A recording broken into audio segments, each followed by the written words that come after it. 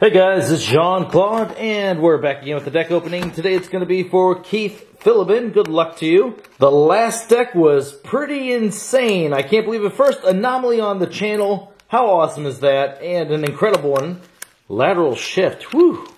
What a great card, guys. If you did not see that video, I'll put a link up above right now. Alright, we see a Purple Archon, and that looks like it's Untamed. Yes, it is, followed by Dis, maybe? Yep, Dis. And doing slow today. Oh my gosh, Brobnar. Brobnar again. Why? Incognito of Pharaoh Keep Hall. And that is a very, very cool Archon. It almost looks intimidating. Look at those eyes. And it's like wild hair. That's actually really awesome. I like that. It's almost like an Iron Man chest there. Like a reactor, or maybe that's just its mouth. Very cool. All right.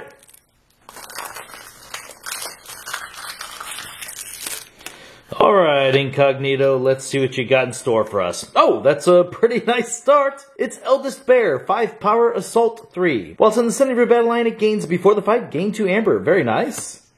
Low Dawn, 1 amber whenever you play it. If there are 3 more untamed creatures in your discard pile, gain 2. Shuffle each untamed creature from your discard pile into your deck. Very nice card. Congaphant is 5 power. Each creature gains Reap. Destroy this creature.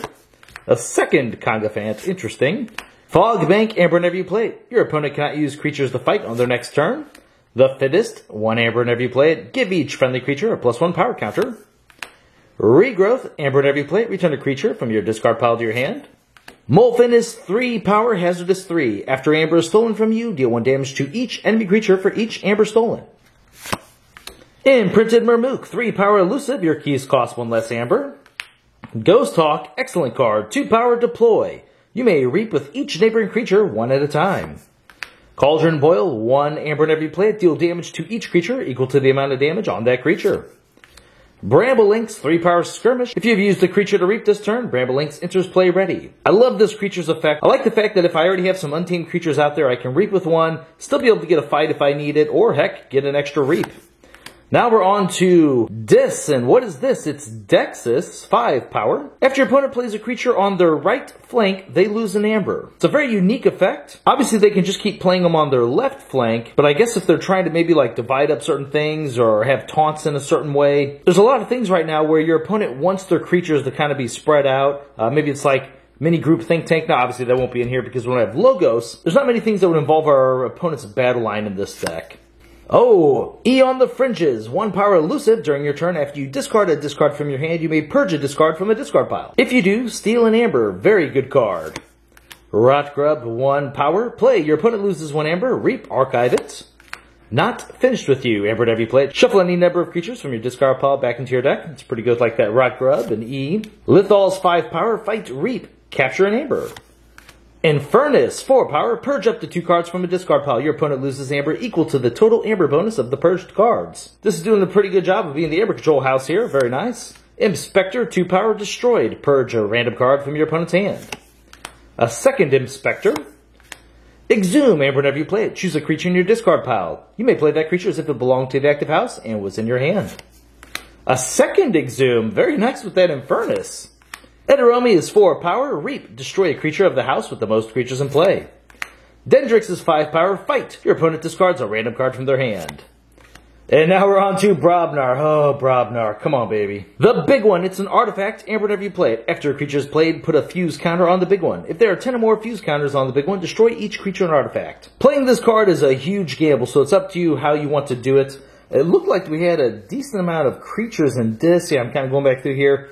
Quite a bit, a decent amount untamed. I guess our opponent has a deck where we can't really deal with their board. The big one can help out with that, but this might be a card you're willing to discard. Come on, Brobnar. Oh, there we go. Iron Obelisk. It's an artifact. Your opponent's keys cost +1 amber for each friendly damaged Brobnar creature. This is an awesome card. I love seeing amber control inside of Brobnar. Come on, give us the big creatures. We're always jinxed with this. Oh, I shouldn't have said anything. Hold on. Okay, we want small creatures? Yeah, we want small creatures in Brobnar.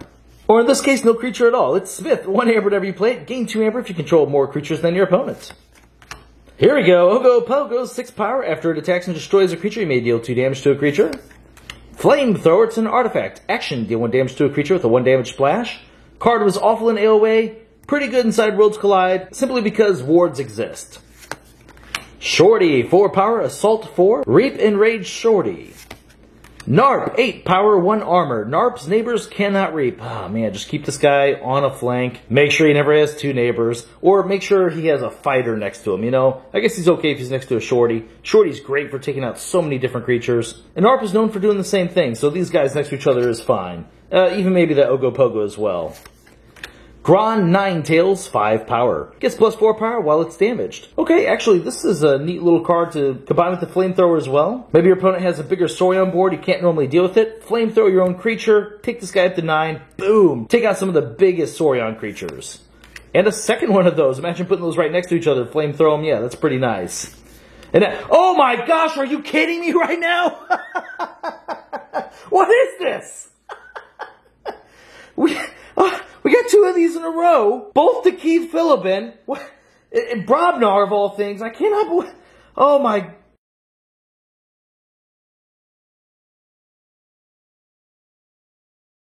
Oh, okay, so this is an anomaly again. It's the Red Baron.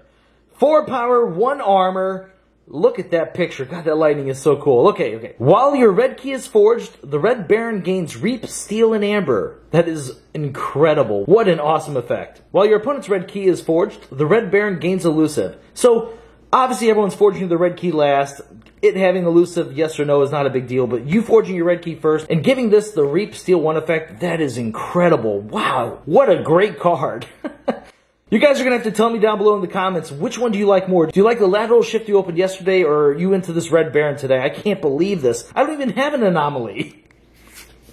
Calfine is 5 power. Before the fight, deal 2 damage to each neighbor of the creature Calfine fights. And the last card, wait, yes it is the last card, is Berserker Slam. 1 amber whenever you play it, deal 4 damage to a flank creature. If this damage destroys that creature, its controller loses an amber.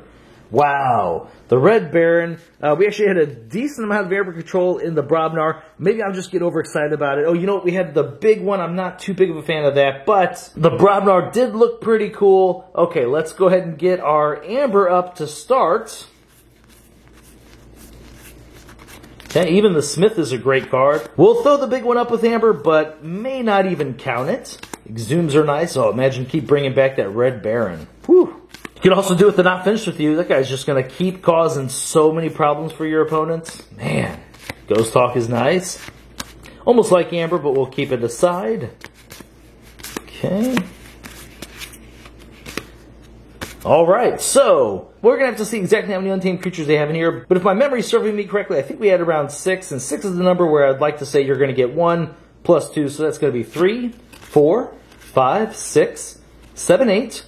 9, 10, 11, 12, won't count that, 15, 16, wow, 16 amber is a lot more than I was expecting. It's pretty nice in one cycle of a deck. Okay, let's go ahead and get our amber control up.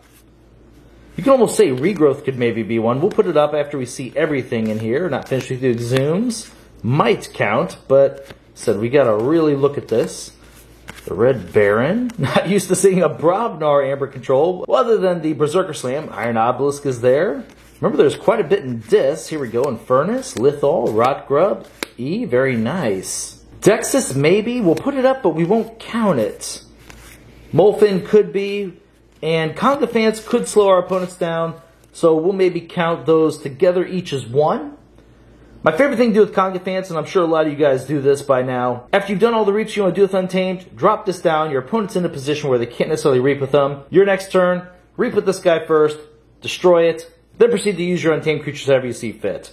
So we have 1, okay, it could be 2, 3, 4, 5, 6, 7, 8, 9, maybe 10 to 11. Oh gosh, yeah, 12. Cards that are helping you do amber control. And some of these are doing more than just like 1. Like the Iron Obelisk, forcing them to have to pay more. The Infernus is going to get them for 2 amber. Rot Grub is probably going to get them for multiple amber every game, even if you don't archive it. Simply because like they're not finished with you. The regrowth, the exhumes, pretty nice. The E on the fringes, ooh. I don't know if we want to actually get rid of our Dis House because it seemed like it had a lot of creatures in great control. But stealing is always good. Let's see how many creatures are in here. It felt like there was just a bunch. Honestly, I'm surprised how much Amber and Amber Control we had in here because of how many creatures there were. Let's go ahead and pull the Exhumes up as well. Not finished with you. Regrowth, essentially counting creatures. Low Dawn is going to bring some creatures back as long as we have at least 6. Inside of Untamed, it's probably worth holding on to. We're not necessarily going to count it as a creature per se, but we just want to see it up there, I guess. Let's see here. Okay, well, that's felt like a lot. Let's count it up. 1, 5, 10, 15. And we won't count these. Well, we can count this one, though. 16, 17, 18, 19, 20, 21, 22, 23, 24, 25. I don't even think I counted the regrowth in that. It's like 26 creatures, essentially. And that's not including, like, Not Finished With You. Wow, this deck is definitely going to control the board. This is actually looking really powerful. A lot of Amber Control, good Amber, great board. Whew. I am liking this deck. Let's talk a little bit about what you do with this thing. Okay, now that I've seen how many creatures in here, we are going to take that, the big one, see it's got to be back here, away from the creatures, and we're just going to toss that. We are never going to play that card. I talked earlier about the Flamethrower combo, combined with the 2 Ninetales. I'm glad you have 2 of those to go along with that. Just increases the consistency of being able to have that 9-power creature on the board. You have so many great creatures in here, and so many ways to bring them back. Hold on, let's actually pull up the Brobnar because, at least the Brobnar creatures maybe. Pretty sure this might be the best Brobnar suite of creatures I've seen, at least in Worlds Collide. And you also had, what, great cards besides that? Smith, Berserker Slam, Iron Obelisk. Oh man, this is really nice. So we have 1, 2, 3, 4, 5, 6, 7 Brobnar creatures. And what's great about this, we didn't get any of like the slimy Jarks or the little Rapscals. There's no small ones. The smallest one I think is actually the Red Baron, which is the anomaly. But this creature is kind of insane because it's got the 1 armor to help protect itself and this incredible reap effect. But check this out. You got a 4, 5. These guys are in this deck are probably easily going to hit 9.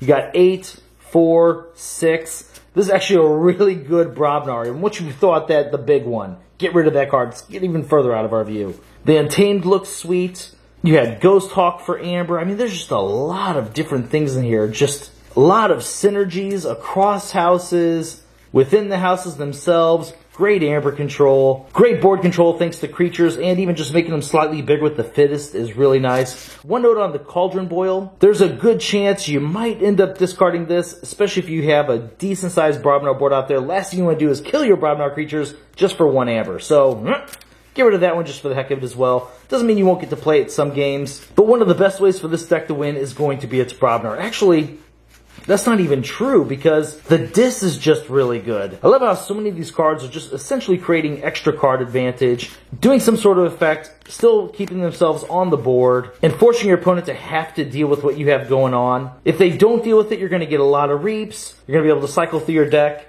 And if they do deal with it, it doesn't really matter because you have so many ways to bring back your best creatures, and you're going to keep drawing into just these great creatures. Really like the Eldest Bear here. The Assault 3 helps prevent Eldest Bear from taking any damage to begin with, giving you that many more of these before fight effects so you can keep getting the additional Amber. I'm a big fan of the Eldest Bear. I love taking out elusive creatures. I love just taking out small creatures. And in some cases, just finishing off a creature that already has damage on it. Whatever you do, keep Eldest Bear at full health. That is awesome.